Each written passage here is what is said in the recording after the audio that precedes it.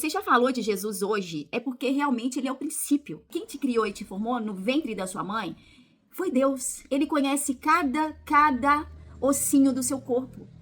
Ele conhece tudo que está em você, desde a raiz do teu cabelo até a planta dos teus pés. Foi ele quem te formou. Então, se eu clamo e busco por ele, automaticamente, gente, o nosso corpo é água. Só para vocês terem uma ideia, 70% do nosso corpo flui o que? Água. E Jesus é fonte de água viva. Que nós precisamos, sim, de estarmos linkadas nesse lugar de comunhão para que nós tenhamos condições físicas, condições mentais de caminhar, de acordar. Mas quem beber da água que eu dou nunca mais terá sede. Ela se torna uma fonte que brota dentro dele e lhe dá a vida eterna. Eu não preciso falar muita coisa. Então, se o nosso corpo é 70% água, quem flui em nós? Pouco antes de subir aos céus, Jesus nos deixou a responsabilidade de compartilhar do seu amor e perdão, não como uma opção, mas como um comissionamento. Está em Mateus capítulo 28, no versículo 18. Nem sempre temos a sabedoria e a graça para cumprir essa missão. Jesus, ele é o autor da nossa salvação. A palavra, quando a gente vai olhar, ela é o nosso guia, é o nosso mapa. Se a gente consegue direcionar isso, fica impossível. De tudo que você quiser fazer, que dê errado. Fique impossível. Porque Deus, Jesus, o Espírito Santo, ele não está aqui para o nosso pior, para o nosso mal, não. Às vezes nós precisamos aprender algumas coisas ou nos deixamos abater. Sim, nos permitimos abater. Principalmente quando teimamos.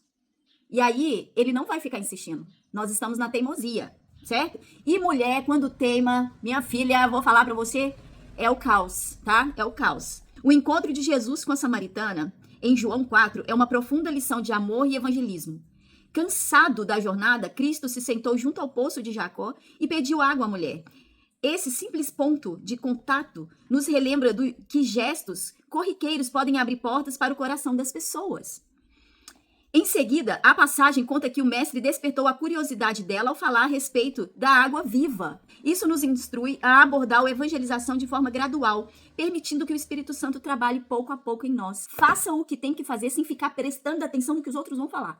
Se você estiver no caminho certo, apresentando seus projetos, fazendo o que precisa ser feito, gente, em nome de Jesus, não tem nada que vai dar errado. Vocês vão estar sempre impulsionando alguém.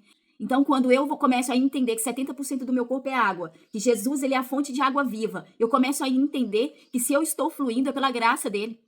Se eu estou fluindo é porque realmente ele está tendo misericórdia. Ele está derramando o favor dele em nossas vidas. Porque se falta água, gente, a gente pode ficar dias sem comer, mas não pode ficar dias sem beber água. Nós morremos aos poucos. E assim é quando a gente não tem Deus, é um vazio tão grande que a gente morre, a gente vai apagando, vai ficando tudo cinza. Então, outra atitude que ele nos mostra é que não devemos julgar os outros por rótulos, pecados ou falhas. Ele sondou o coração daquela mulher, conhecia suas intenções e sabia que apenas ela poderia preencher aquele vazio. Então, somente você pode preencher esse vazio que não passa nunca. Esse vazio não passa nunca. Somente você pode preencher. Não tem mais ninguém. E é fazendo as escolhas certas. É indo para a pessoa certa, que é Jesus. Sabe, gente, é muito sutil, mas é real. Parece estranho, parece que, parece, mas ele é o único lugar.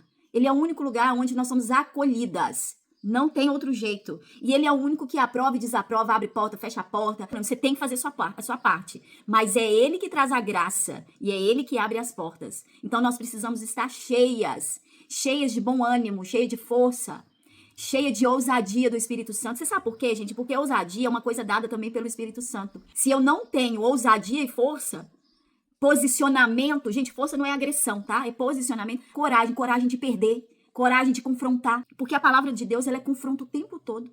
O tempo todo ela te confronta a ser uma pessoa melhor, mais obediente, mais posicionada, seja forte e corajosa. Hora nenhuma o Senhor fica falando aqui na nossa cabeça, seja fraca. Não, ele não fala. Ser humilde não é ser fraco. Ser humilde é saber reconhecer todas as coisas. É isso aqui, olha. Saber que nós não temos que ficar julgando e nem colocando rótulos em ninguém. E nem pelos pecados. Isso aqui é ser humilde. É saber entender que ninguém é melhor que ninguém, mas você sabe o que você está fazendo. Deus te preparou para isso, Ele te deu um dom. Ele foi entregando dom para mulheres. Ele sabe o que nós... Gente, eu vou falar para vocês uma coisa. Mulheres juntas, elas são imparáveis. Porque nós somos as meninas dos olhos de Deus.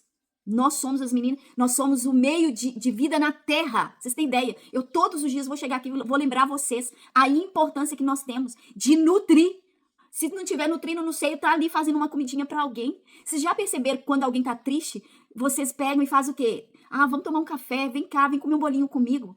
Nem que saia para ir no shopping comer, mas a palavra tá nutrindo. O seu ouvido ali, ó, o seu momento de escuta tá nutrindo.